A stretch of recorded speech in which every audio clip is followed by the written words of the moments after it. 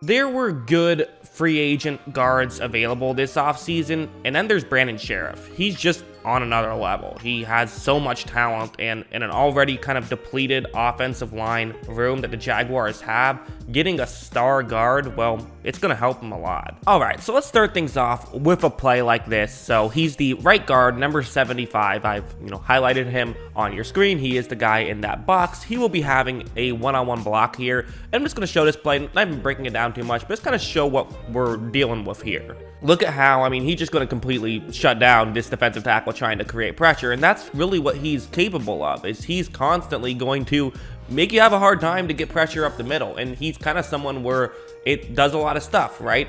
You can have your center help out the other guard if you want to. That's a big benefit, and so he can help you in more ways than that, and he's basically someone you just don't have to worry about, especially in the pass game, but he does really good in the run game as well. Just a guy who, again, it's hard to get pressure on. The player who he was going up against on this play, it's Austin Johnson, not exactly known for being a superstar or anything, but he's a fine player. And again, it's more so just to show, like, this is typically what you see from Brandon Scherff tape. This is mostly watching it. And it's kind of one of those things where a film study almost makes it difficult to really show his impact because it's just a lot of this stuff. You just have to trust me that it's a lot of not really giving up much on most plays. I think something like this is a great example of just how you can't beat Brandon Scherff at all, where what's going to happen is that it's a one-on-one block once again, going up against 97 this time. So this is Dexter Lawrence, good defensive tackle. And so what Lawrence is going to do is say, hey, I'm a big guy. I'm going to use power here. That's what he likes to do sometimes. He's going to try to overpower Scherff. That's a difficult task. It's a tall order. Look at how right when this play begins, what you're going to see is that Scherff is going to take a couple steps back. So this is what you want if you are Dexter Lawrence, is you're trying to drive him into Taylor Heinicke, the quarterback. You're probably not going to get a straight up sack this way, but you're trying to disrupt the play. That's typically what you try to do on the inside in a pass rush scenario. And I think with a lot of lesser guards, when they're in this situation, they would allow themselves to get overpowered, or maybe try something else which could result in at least a pressure. But watch what Scherff can do. He really does end up holding his ground there and not allowing Lawrence to get anywhere closer to Heinicke, and he pulls off that block at the end of the day. So little things like this are key ways to, again, it's kind of just a pillar right there. It's just a wall on a certain aspect of the line that you can just feel comfortable with, and it makes things easier for a quarterback. Moving on to this play now, what we will talk about some running games, some running plays, because I'm talking more about his pass rush stuff, which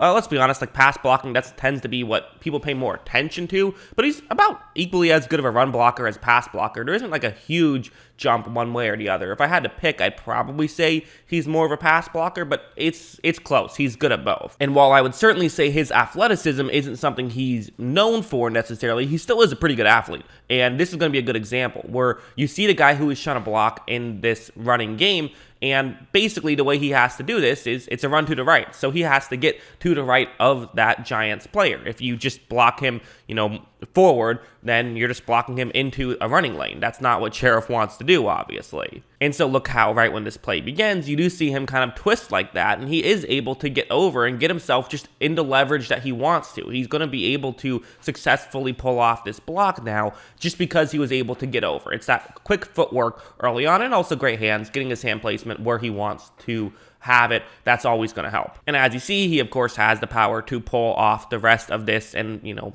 allow for a good run to happen. He was definitely, that was in part because of him. So really good stuff there by Brandon Scherff. And again, these are the kind of things that he can do consistently. Also some stuff like this where it's going to be moving up to the second level, where that's his job on this play. He's not even going to be double teaming anybody on this one. He's just going straight up to block a linebacker, number 54 for the New York Giants. That's Blake Martinez, who, say what you want about Blake Martinez. He's usually known for being able to make tackles. That's that's always been his strength, regardless of where he's played. And since being a Giant, has played a lot better than he did in his Packers days. So watch what Scherff is going to be able to do. Watch how he's going to pull this off. As you see, he is able to just get in position very quickly. He gets up to that second level quickly, and he's in perfect position. So understanding your leverage, understanding where you have to be, and getting yourself in that spot, that makes things a lot easier. Also watch him just shove Martinez completely out of the way, which you do expect a good guard to be able to move a linebacker out of the way, but still, he did a very good job at doing that. And so again, this is the value of someone like him is I think oftentimes,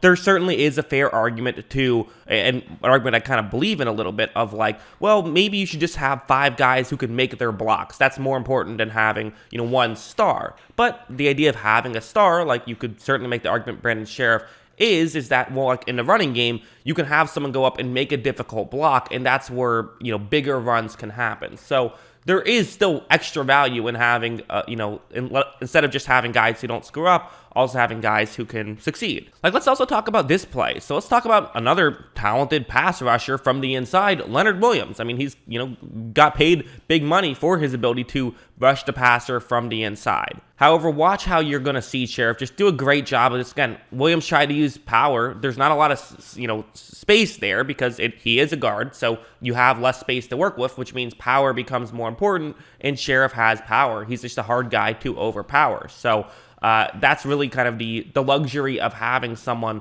like him on your offensive line. That's why you pay him some money, because he can go out and he can do stuff like that, because there's not going to be a ton of space, and he can take advantage of that. And quite frankly, even when there is a decent amount of space, he still does a fine job. He's a complete guard. He checks all the boxes that you want, and that's why he's good. Listen, the interior offensive line wasn't, I guess you look at all of these players as a whole for the Jaguars offensive line, they weren't like 5 complete messes, but they were kind of 5 areas where you could certainly improve upon. So getting a star player, this should help a lot. And Scherff's been really good for the Washington football team for quite some time now. So getting someone like that who can come over and hopefully really help your offensive line out, and sometimes getting one good offensive lineman and one guy of his talent can help the guys around him. It should help in the running game, so that should help for not just James Robinson, but also you have Travis Etienne who's coming back. So that's a big deal on top of it. It also kind of makes me wonder, for Jacksonville, who has the #1 overall pick for the 2nd year in a row, does this mean that they're not going to go offensive line? People kind of already thought that when they franchise tagged Cam Robinson, but, they're continuing to improve the offensive line through signing guys, which is, listen, you had the cap space to do it, so do it. Go out and make those decisions. I think that that's smart. I totally get the logic behind this from Jacksonville's perspective. I think it's a good move. I like it. And it does make me wonder, if the rest of this stuff, like the reality is they need to put Lawrence in a better situation than they put him in last year. They did not do him any favors last year with the tough situation.